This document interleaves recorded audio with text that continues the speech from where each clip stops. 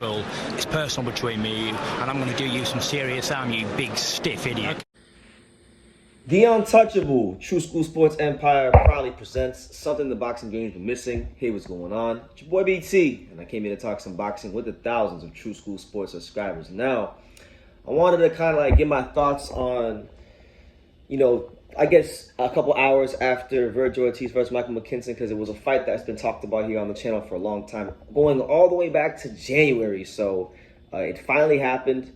My unbiased, unemotional prediction of the fight was that I thought Vergil would struggle with the awkward style with Mckinson, and that he would ultimately find a way to stop him around in the 8th round. He actually went around longer, so Michael actually exceeded even my expectations, and he actually wound up giving a very good account of himself against Vergil Ortiz. And for Vergil Ortiz, listen, man, I'm gonna tell you guys this: a lot of things in boxing get over a lot of things in boxing, I believe, when it comes to talking about skill set, is overrated. Like, in my opinion, I'm not going to say that power is overrated, because power can take you very far if you can land the shots. But I think sometimes boxing fans and even fighters, they overvalue power to the point where they don't have the foundational stuff in place. And that's why I think what makes Vergil Ortiz such a dangerous guy, it's not the power. Don't get it twisted. It's not the power. Yes, he can finish. Yes, he's a devastating guy. Yes, he can definitely hurt you. But what makes Vergil Ortiz dangerous, as we saw last night, is his fundamentals, his balance. Because when you're a balanced fighter, you can get your shots off in a more fluid fashion and a faster fashion. And that's why I believe, even though I thought Michael won about 2 or 3 rounds, and made things difficult for Vergil, as the fight went on, the fight got more easier for Vergil, because Vergil is a very fundamentally sound fighter. In fundamentals, balance, these things take you very, very far in the fight. But I think he got what he needed. He got what he needed. Like, a lot of people I've been seeing are saying that Vergil didn't look his best, or they're criticizing the performance. But the reality is, look, I said it before, Michael Mckinson was never going to get stopped in a round, or 3 rounds, or 4 rounds, or 5 rounds, because Michael Mckinson has ways of biding his time, making the other fighter be uncomfortable and not really fight to his best. And he's physically strong too, so that was going to buy him some time.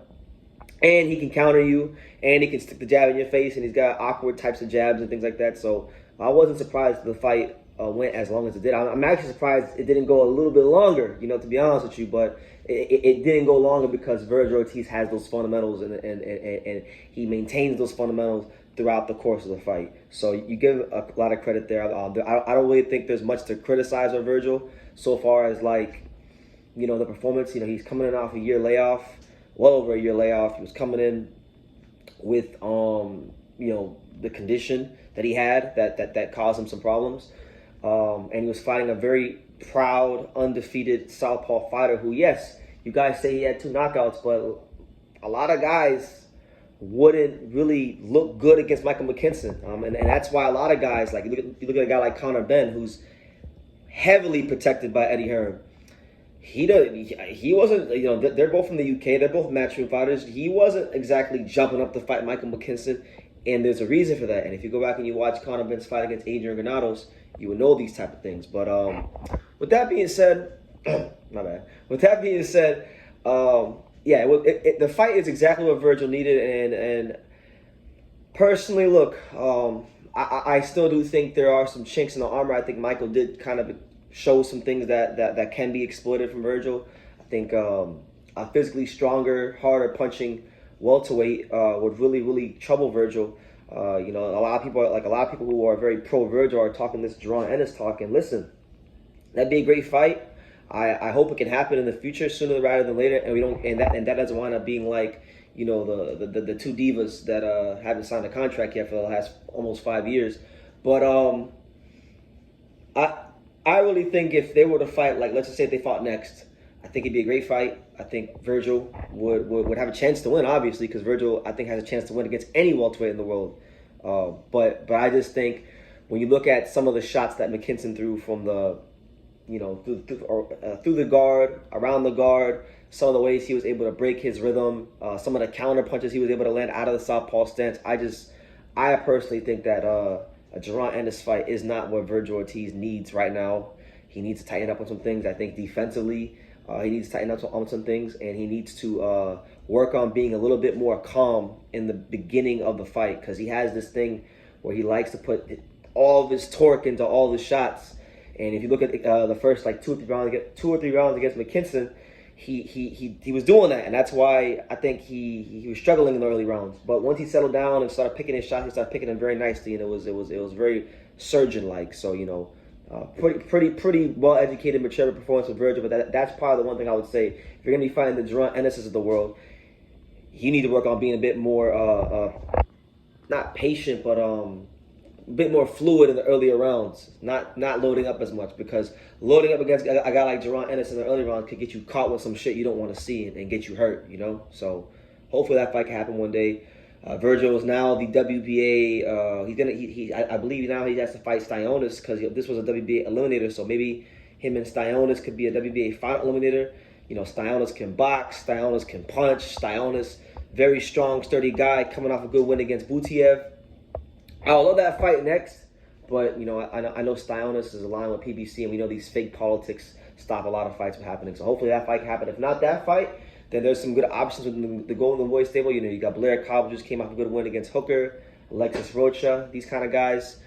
And it'd be good for the sport of boxing to see Vergil Ortiz continue his development, because I don't see him fighting Boots Ennis next, and I don't see him fighting the other 2 guys that haven't signed a contract, the 2 divas in the welterweight division, the guys with the belts. Next either. So I think Rocha, Cobbs, maybe David Avanesian, who ducked this fight and didn't want to sign a contract for the fight, that'd be a good fight. And yeah, so that's what it is, man. Shout out to Vergil Ortiz on a beautiful performance. I really did enjoy it, and I really enjoyed the after fight, how him and Mckinson embraced each other. It's great to see fighters getting along well with each other, and Vergil even went as far as to say, look, Michael Mckinson was his hardest fight to date. So Michael Mckinson gave more than a good of account of himself. He took him further than anybody's taken him in his boxing career so far.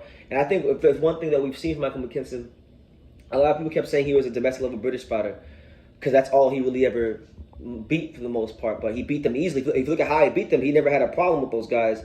And he went in there and had some success against Vergil Ortiz tonight. Won about 2 or 3 rounds. Took him 9 rounds. So I think it's fair to say, I don't think Michael Mckinson is going to win a world title or nothing like that.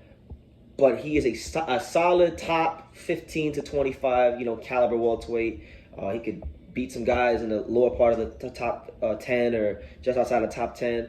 And he's a good measuring stick for anybody out there. And if you're not careful, and if you can't punch, and if you're not as fundamentally sound as Vergil, you will lose, i.e. Conor Benn. So I want to see that fight at some point. But yeah, let me know what you guys think in the comments down below. Make sure you guys take the time to subscribe. And like I say in every single one of these videos, you can love me or you can hate me, but I'm just a kid from Daniel. So until next time, take care, guys. Thank you for watching another video on True School Sports, the home of boxing. If you made it this far, do me a favor and do yourself a damn favor. Hit that subscribe button, and surely you will not be disappointed. True School Sports bringing you the latest and greatest, the untouchable, boxing content, interviews, news videos, breakdowns, live fight reaction extravaganza. We've got a great community of people here, boxing fans all over the world, from America to the UK to Australia, and on and on and on. So join the empire today. Hit that subscribe button. Take care and God.